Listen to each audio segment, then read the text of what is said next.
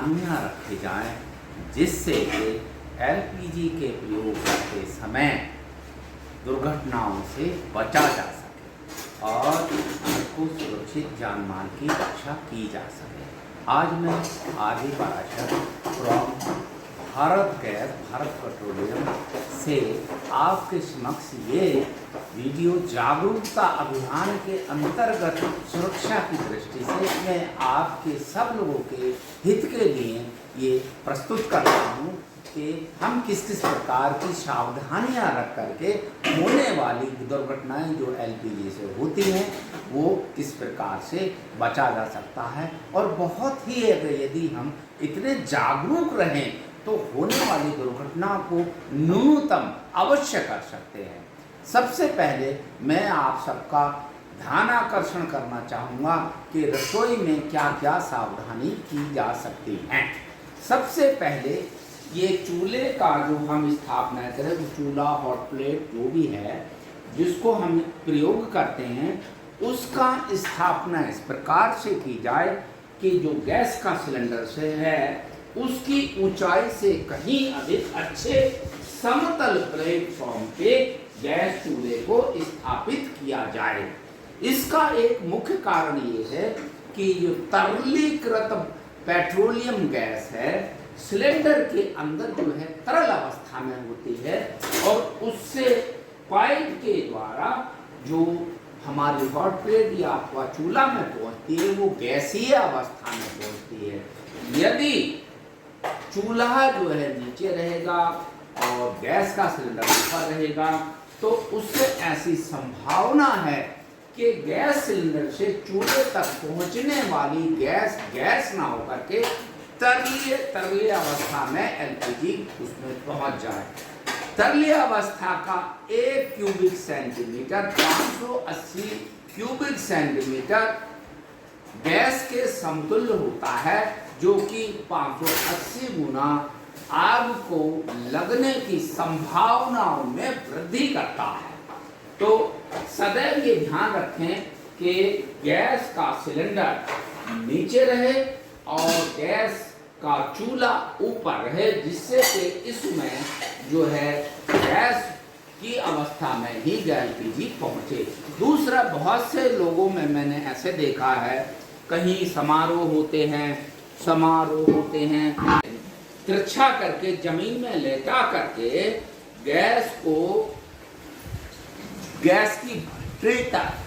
की भट्टी तक लोग ले जाते हैं और कहते हैं कि साहब इसमें जितनी भी गैस है उसका हम सदुपयोग करते हैं। ये अत्यंत भयावह है। ऐसी अवस्था में लेटा करके सिलेंडर को कभी भी नहीं रखना चाहिए। ये दुर्घटना को आमंत्रण देने के समतुल्य है, इसे कदापि ना करें। यदि ऐसा पाया जाता है तो आप उसको सचेत करें और जो देखते हैं उससे ये बताएं कि भैया ऐसा आदमी नहीं करेंगे, दुर्घटनाओं को आप बढ़ावा दे लें। और भी अन्य लोग जो इसमें सम्मिलित नहीं है उनके जीवन से भी आप खिलवाड़ कर रहे हैं। अतः आप सदैव जो है इसको वर्टिकल यानी ऊर्ध्वाधर अवस्था में ही प्रयोग करेंगे। दूसरा, इसके जो ऐसा है जो गैस जो हम इस्तेमाल कर रहे हैं जिसमें उसका जो रसोई घर है उसमें पर्याप्त वेंटिलेशन की अवस्था होनी आवश्यक है। वेंटिलेशन होना चाहिए जिससे कि यदि गैस लीक हो जाती है तो उससे जो गंध आती है उसको हम समझ जाते हैं कि हमारी गैस लीक हो रही है। और उस अवस्था में खिड़की और दरवाजे यदि क्रॉस वेंटिलेशन के हैं तो उससे जो है आपकी जो गैस जो रसोई घर में लीक हो जा रही है वो हवा में घुल मिल जाती है, वो डिफ्यूज हो जाती है। क्योंकि तरलीकृत पेट्रोलियम गैस हवा से भारी है तो ये जमीन में रहती है, जल्दी से घुलती मिलती नहीं है। इस कारण से खिड़की दरवाजे इत्यादि जो रसोई घर के हैं पर्याप्त वेंटिलेशन होना चाहिए जिससे कि हम जो है उस गैस को डिफ्यूज कर पाएं। दूसरा, अगर आप रसोई गैस में इस्तेमाल नहीं हो रही है रसोई की गैस, तो रेगुलेटर को सदैव ऑफ यानी नीचे की तरफ रखें। यदि हम गैस को प्रयोग नहीं कर रहे हैं, खाना इत्यादि बनाने में गैस का प्रयोग नहीं हो रहा है, तो रेगुलेटर को हमेशा ऑफ अर्थात ये नॉब जो है वो नीचे की ओर होनी चाहिए, और जब हम प्रयोग कर रहे हैं तो ऊंचे की तरफ, ऊपर की तरफ होनी चाहिए, जिससे कि इसका समय गैस जो है सिलेंडर से चूल्हे तक पहुंचती है।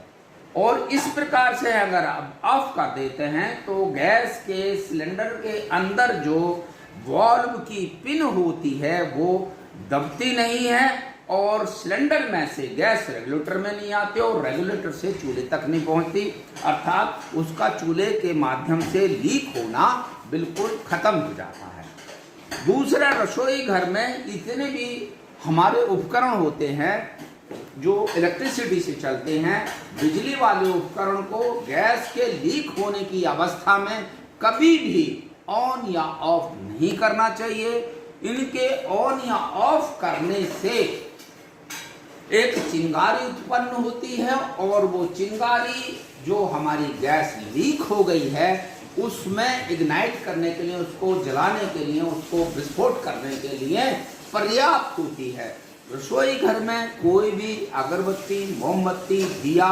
इत्यादि ऐसे नेकेड फायर के स्रोत नहीं होना चाहिए, जिससे कि इससे आग लग जाती है। और चूल्हे का प्रयोग नहीं हो रहा हो तो रेगुलेटर के अतिरिक्त इनकी नॉब जो है चूल्हे की वो भी ऑफ की अवस्था में होनी चाहिए, जिससे कि हमारे को गैस लीकेज होने की कोई भी संभावना ना रहे। दूसरा, जिनके घरों में पर्याप्त स्थान है वो अपने घरों में इस प्रकार की एक व्यवस्था कर सकते हैं जिससे गैस के सिलेंडर घर से बाहर रहते हैं, और यदि किसी प्रकार भी रसोई गैस में आग लग जाती है, रसोई गैस से आग लग जाती है रसोई के अंदर, तो सिलेंडर को उतनी गर्मी नहीं मिल पाती है जिससे कि वो फट सके और भयावह स्थिति हो सके। ये केवल उन्हीं लोगों के लिए हैं जो इसको अफोर्ड कर सकते हैं, जो बना सकते हैं, जो इसका उपयोग करने में सक्षम है। वो एक सुरक्षा की दृष्टि से ये एक अपनाए जाने वाली बात है। और रसोई घर में जहाँ सिलेंडर रखते हैं, बहुत सी जगह मैंने ये देखा है कि एक प्रकार की अलमारी जैसी बना देते हैं जिसमें क्रॉस वेंटिलेशन इत्यादि नहीं होता है, और उसमें यदि सिलेंडर से गैस का रिसाव किसी भी कारण से होता है तो वो लोगों को पता नहीं होता है और बहुत मात्रा में रिसाव हो जाता है। फिर अचानक उसमें से गैस निकलती है तो वो एकदम से विस्फोटक स्थिति में आ जाती है, जिसमें जान माल की जिनके घरों